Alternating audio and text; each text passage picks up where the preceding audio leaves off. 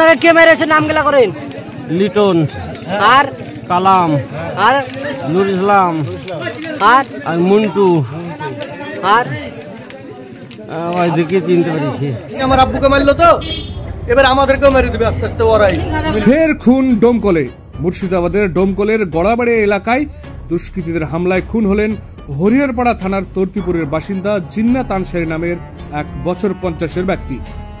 অভিযোগ, শনিবার রাতে ধারালো অস্ত্র দিয়ে কুপিয়ে খুনের চেষ্টা করে ফেলে দেওয়া হয় তাকে। স্থানীয়দের খবর পেয়ে ঘটনাস্থলে পৌঁছে ডোমকল থানার পুলিশ তাকে উদ্ধার করে ডোমকল সুপার স্পেশালিটি হাসপাতাল ভর্তি করে। তবে অবস্থার অবনতি হয়, তাকে বহরমপুর মেডিকেল কলেজ ও হাসপাতালে স্থানান্তর করা হয়। গত রাতেই চিকিৎসাধীন অবস্থায় মারা যায় জিন্নাত আনসারী নামের ওই ব্যক্তি।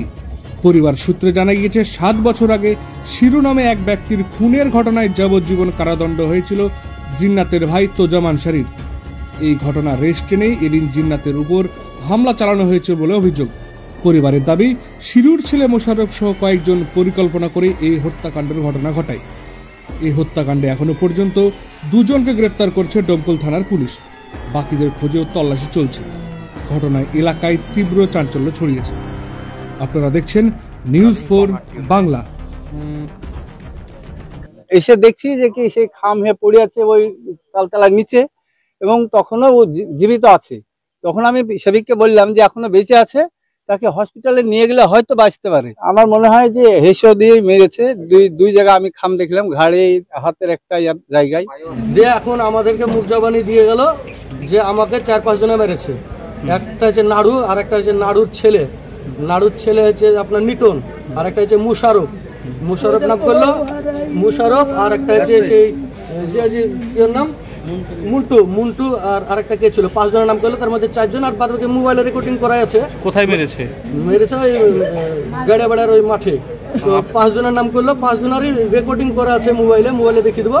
আপনাদের বাড়ি কোথায়? আমাদের বাড়ি তর্তিপুর। ওখান থেকে গাড়াবাড়ি কিভাবে আসলো? গাড়িয়াবাড়া বলতে একটা বোর মীমাংসা ছিল গাড়িবাড়িতে। হ্যাঁ, মানে বোর মীমাংসা করে বেড়াই। কোথায় যে আব্বাকে নিয়ে এসেছিল বিয়া, তো আব্বা একা যাচ্ছিল, এই অবস্থায় মেরেছে।